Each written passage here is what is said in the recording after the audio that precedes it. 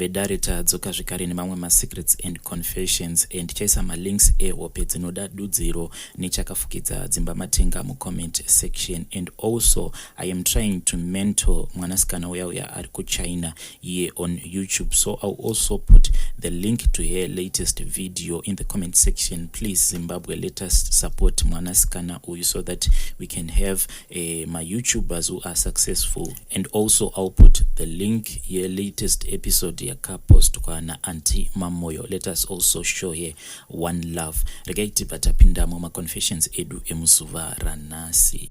Makadie mukomanashe ndine nyayo yangu yandoda kuti kutaura ende ndinoda hangu kuti ndibetserwe nechivanhu. Ndichangoti gaga muchidemo ndine mai vakambotaura nenhingirikire nenyaya yemunhu aitaura kumadziro achitaura zita remwana wangu. Bedwe zvinhu zvangu zvino zvavharika kuti ndi kuvharika. Saka ndakutoona kunge pamwe murume ane ruoko mukati nekuti murume ndakagara naye makore akawanda 10 years dzese andina kumbobvira ndaona ari ng'anga. Akangotanga pakati nepakati kuti ndaang'anga ende uyezve anoti mudzimu yaanoshandisa zviriko here vedwe zvokuti munhu anoti mudzimu yaanoshandisa ndeye kwa Amai. Wekwa baba vanotisa hakuna mudzimu yakadaro ende anoti mudzimu yaanoshandisa ndeye kwa Amai. Mai vacho vachiti isusu mudzimu iyoyo haisi yekwedu hatizivi. Mudzimu unogona here kunamira pamwana wemukwasha? Ndo pandoda kubvunzawo ipapo. Ende uyezve mai vacho vachiti isusu hatizvizivi. Saka problem iripo ndeyekuti paakangotanga zvinhu zvemudzimu kuti ainde kubasa ukamutsvagira basa, ndakatomutsvagira mabasa akawanda chaizvo, anotondiudza nezvekuti ndombotanga ndabvunza ana mbuya kuti vanobvuma here.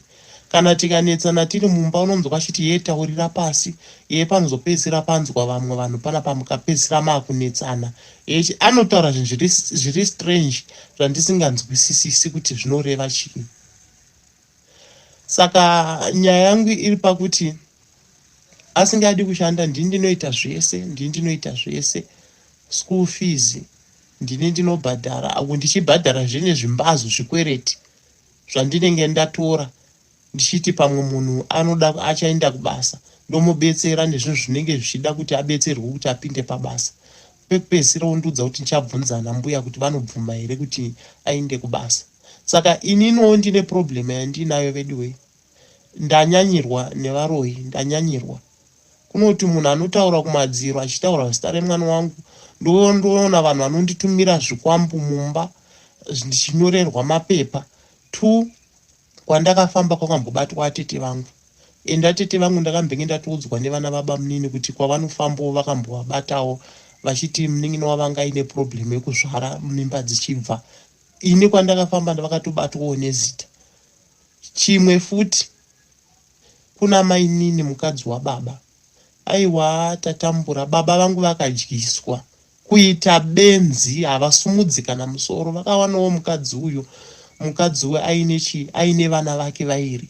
Saka vana vake vairi ava ndobva vauya kundobva agara navo kumba. Inini mai vangu vakatofa. Kwandinofamba ndinotoudzwa kuti vakaurayiwa naiye mukadzi iyu.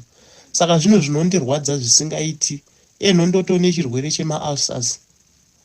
Ndine 1 week ndichitemwa nemusoro, ndichirwadziwa nehuro nenyaya yestress. Baba vangu havasumudzi musoro. Kune mwana wemukadzi wamai vava vamainini vari kumba uko. Haasi mwana womba kwedu. Akagara nemurume wake kuno kuSouth Africa. Murume uyo ndobva arwara, ndobva aisa murume muna malaicha. Murume wake aitopepwa namai vavava kumba kwedu. Zvinoitikawo here nhai vedu. Zvinoitika.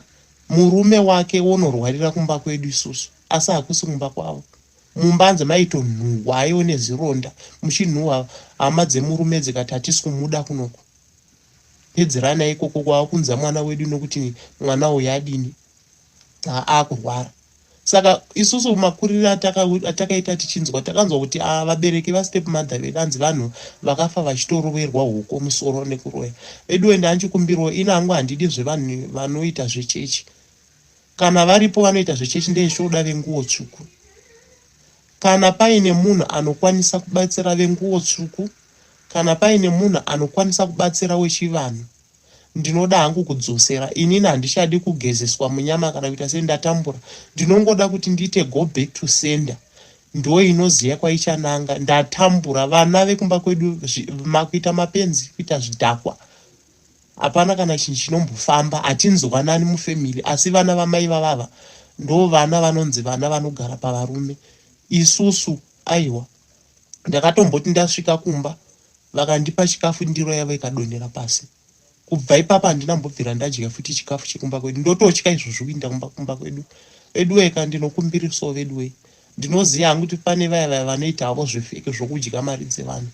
Inini zviri nani ndibvise hangu mari ndichiziva kuti munhu achaita zvinhu zvinoita. Ndakatozombofonera kwaTasvo ndikaita sei, vanhu vanenge vachida mari, kana usina mari hapana munhu anokubetsera. Ende mari dzandaichadya ipapo ndakatoudzwa mama 8,000 rands. Ndinoiwanepi 8,000 rands? Ndinodawo munhu anogona kuitawo go back to send ndidzosere, nokuti kwese kuchero kwandakatombofamba ndakatomboudzwa kuti mimi Amai upenyu hwenyu ndewokuteererwa nevavengi. Ndinoti uku kuna atete, ndoti uku kuna mainini, ndoti kuno kumurume wacho anenge akaromba anotoita zviya zvokutoti kana uchimuti kubasa anotokuudza kuti aiwa ini ndichada kumbotanga ndabvunzana mbuya kuti vanobvuma here kana kuti vanoramba. Saka handisi understand kuti zvinhu zvacho zvinombofamba sei. Kana paine munhu anogona kundibetserawo veduweka, chandinongokumbira hangu go back to sender. Ndo yandakuda. Handidi zvekugeza, handidi zvekuita sei, ndaneta nekugeza. Ndongoda kudzosera. Inoziya kwaichananga. Baba vangu vakadyiswa, kana paine munhu anokwanisa kugadzira kuti vari ikokoko vogadzirwa, vongorutsa zvinhu zviya zvazobuda mavari, zvinenge zvitori nani. Ini ndini ndega ndinotosumudza musoro mufamily yedu. Vamwe vese vakakotsira kukotsira. Mukadzi ari kumba ari kuita anonzi Madiro ndiye akatouraya mai vangu. Vana vake ndo vaakutonga pamba pababa vangu paya. Saka veduwe, mhuri yeZimbabwe ndakumbirawo vaya vanoti vaprofita vemapipi vanogona kuita go back to sender. Ndofunga pane munhu akamboteerera nyaya yangu, ndakatomboisawo nyaya yangu pano ndichitaura zvemunhu aitaura kumadziro. Saka handichaziva kuti zviri kubva nechekupi chaiko. Chandangoda kurova go back to sender. Ndinogona kugara ino nchiti mwana wangu ari right, kuda asitori right, achitoshandiswa. Saka handizivi kuti ndoti kudi. Kwatakamboinda futi ndinaye ndikaenda nevasisi vemurume, naye murume wakasvika kuchibatwa kunzi pandakasvika kwabatwa kunzi dai musina kutouya naye pano, dai vhiki risina kumbopera, asina kumbopenga, dai anga akutopenga izvozvi. Saka handizivi kuti nditi pane zvinhu zvaakabata, nekuti unganga wacho ina handiuzivi. Vabereki vacho havauzivi. Kune unganga ungangotange munhu amukuru here nai veduwe. Saka ndinoona sekuti pane zvinhu zvaakanobata ndozvaamuvhiringidza. Ende both side uku nekuku ndakaita kunonzi kukombwa nevaroi. Kana paine munhu anogonawo kuita go back to sender, ndo yandiri kukumbira, either muchivanhu kana venguwo tsvuku. Handiketi zvinhu zvese. Kana paine munhu anokwanisa kudzosera, ndoda kudzosera. Nekuti uyezve ndiri kufamba ndichiudzwa kuti atete vako vane zinyoka zihombe. Nyoka iyi ndio inotokuitai vakadzi. Ndosaka ndisingakwanisi kuti ndidini, ndirorwe. Uku zvekune chikwaturo chiri kumba mukadzi wababa. Baba vakadyiswa. Chikwadi ungabvume here kuti mwana womukadzi wako, mwana wemukadzi wako, step daughter yako younza murume ari kurwara aora mumba ofira kumba kwedu, mumba muchinhuhwa ronda remunhu mupenyu, aramwa nevanhu vekumusha kwavo, kana kumbosumudza musoro veduwe. Kana paine munhu anokwanisa kubatsira, ndakumbirisawo chokwadi. Ndoda kungoitawo inonzi go back to sender. Aiwa kubhadhara hangu ndinobhadhara, nokuti ndoziva kuti hakuna zvemahara. Asi handidi munhu anodya mari yangu achiziva kuti hakwanisi kugadzira. Ndinodawo vanhu vanokwanisa kugadzira, nekuti kudyiwa mari chinhu chinorwadza, munhu achiziva hake kuti hapana chaanogona. Ndinoda munhu anogona kudzosera kumashure. One aitaura kumadziro, achitaura zita remwana wangu. Ndinomuda iye. Nemunhu ane zvikwambo zvaindinyorera mapepa zvichiti zviri kuda ropa remwana wangu. Munhu iye ndinomuda. Nemunhu akadyisa baba vangu, nemunhu akauraya mai vangu, nemunhu ari kutiita kuti titadze kugara zvakanaka mumba. hapana chandinacho. Ndine makore akawandisa chaizvo ndiri muno muSouth Africa. Hapana chandinacho kana chinhu. Ndinongozvikwereti zvana machonisa every month ndichibhadhara namachonisa ndichibhadhara namachonisa. Kana paine munhu anogona kuita go back to sender, aiwa ndoda kudzosera vanhu vaMwari. Vedare iyi ndiyo message yatakatumirwa navanzvadzi vedu. So as for now pane dzimwe namba dzandava forwardira, and I am hoping kuti kana vakazoenda ikoko vakanobatsirwa will come here with the results. Regai tibva taenda panyaya yedu inotevera. Hanzi muri sei, I really need help. I don't know if I may get help. I am a man who is aged 36 years and I have been married for the past 3 years and being blessed with a baby boy. But what happened is that taigara ku South Africa ku Cape Town ndiko kwatakawanana with my wife. She is very humble, a respected wife. So fast forward, my wife, she migrated to UK uko kunova ndiko kune family yake zhinji. So she left South Africa last year September to UK. First month when she arrived in the UK, the communication between us was so great. We even did fun things on the phone together, phoning each other for hours talking. But the problem comes when she relocated from her sister's house. The sister, she has a company yekuchengeta machembere. So kwaanogara, which is far from her sister's house, is about 3 hours drive. So by that time, before she relocated, she told me to sell all of our belongings, including motor, property, company, cause ndizo zvaititira mabasa emaoko. Ndakaita saizvozvo ndikaenda ku Zimbabwe to apply the visa, but visa rakanonoka kubuda parakaita 3 months. So during the course of that time ndiri ku Zimbabwe, mukadzi wangu akabva atanga kundi avoida. Zvese zvataisiitirana zvakabva zvatanga kudzikira.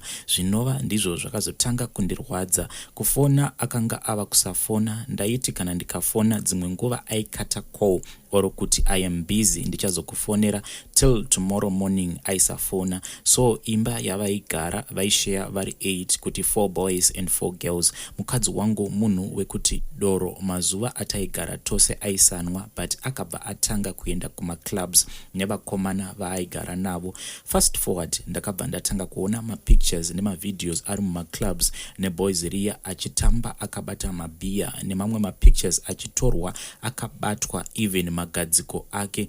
Izvi ndakazozviona mufoni make paakauya kuno ku South Africa kuzonditora. Ndakamubvunza akabva ati ava ndisekuru vangu. Ndakazoenda kumachats asekuru vaya. Wanikwe sekuru vaya vainge vachitotaura zvemubhurugwa vachiudza mukadzi wangu kuti I wanna buy you a wig. Ndakamubvunza iye akabva ati we have done nothing inini nasekuru ava. So takazoenda tose ikoko ku UK. Ndakazoona mukadzi wangu akatenga zviya zvinoshandiswa nevakadzi vanenge vasina varume. Chinhu chacho chaiva chiri chihombe kudarika nhengo yangu. Zvinova ndizvo zvakandishungurudza. Handizivewo kuti ndoita sei nenyaya iyi. Mukadzi ndinomuda zvisingaiti, but dzimwe nguva kana ndikafunga zvose zvainge zvichisendwa nasekuru ava nema pictures nema videos, ndinobva ndanzwa kushaya shungu nemukadzi wangu. Please ndiri kukumbirawo kuti mundiisirewo nyaya iyi mugroup and hide me as well. Vedare iyi ndiyo nyaya yatakatumirwa namukoma vedu ava. Vakabva vati ndinokumbira kuti mundi edeo muchina chevarume. Tikabva tavaedha. I am hoping kuti imomo vachakwanisa kuwana counseling, but I was asking kuti let us give him counseling in the comment section as well. Regai tibva taenda panyaya yedu inotevera. Hanzi makadi mukoma nashi, nguva yarebesa ndichiteerera ma confessions evamwe uye ndichingoverengera kutumirawo yangu kuti ndikwanise kutandirwawo imbwa. Ndanetseka, ndava nemhuri yangu uye mhuri yandakaberekwa nayo. Mumhuri mune zviri kuitika uye panombofambawo hanzvadzi nevanin'ina. Pane zvavanoudzwa asi ini ndikafamba handimboprofitwiwo. Ndakapinda masowe nekuda kubatsirwa asi hapana kana musi umwe chetewo zvawo wandakamboprofitiwa. Kunyangwe ndaienda ndiine zvinenge zvichindinetsa. Mazambara ndairara zvose nemumakomo vanhu vachibatsirwa zvandaiona nekutenda, asi ini ndaitoita kunge ndini Mwari wacho. kana chaitaurika pamusoro peupenyu hwangu. Kunyangwe zvainge zviripo, asi hapana kana chaimbotaurwa. Pamasowe vanhu vakanga vava kutondiziva nekutopopotera maprofita kuti ko uyu munomusiyirei, ndichizopedzisira ndichitosvima misodzi pamberi pevanhu, asi hapana kana chakabuda, zvekuti magemenzi ndakabva ndangosendeka. Ndakambobudawo kuenda ikoko kwana godobori vembiri, asi hapana kana chakanotaurika. Ini ndakazotopira nhunha dzangu kuti zvimwe ndaizobatsirika, asi kutaura chokwadi mukomanashi ndakatomboita drama pamba pagodobori ndichimubvunza mibvunzo zvekuti akazotosvika pakuramwa. Kunyangwe mari yandainge ndabvisa akabva atoiramwa. Ndakazokumbira hangu ruregerero kuti ndigone kubatsirwa, nokuti kuita kwangu uku dzainge dziri shungu dzainge dzandibata kuti maprofita awa uye nanagodobori ava vanhu vane mikurumbira yekubatsira vanhu, asi pandiri vanoita kunge vari kutobatirirwa. Mukomanashi kunyora kudai ndiri pakati pevanhu, asi misodzi yakatozara mumaziso. Ndiri kuedza kuzvidzikamisa nokuti vanhu vanondiziva ndiri munhu wekuseka, asi havazivi zvandakatakura muhana yangu. Panofamba veukama vari vega vanodzoka nehobho dzenyaya, asi ini kana ndikangofamba navo tinodzoka takangobata maoko, zvekuti ndinozofunga kuti vaindinyepera. Apa ndini mukuru zvekutoti vamwe havachawirirani neni vachiti ndinoziva nyaya dziri kuitika. Apa iniwo nditori murima.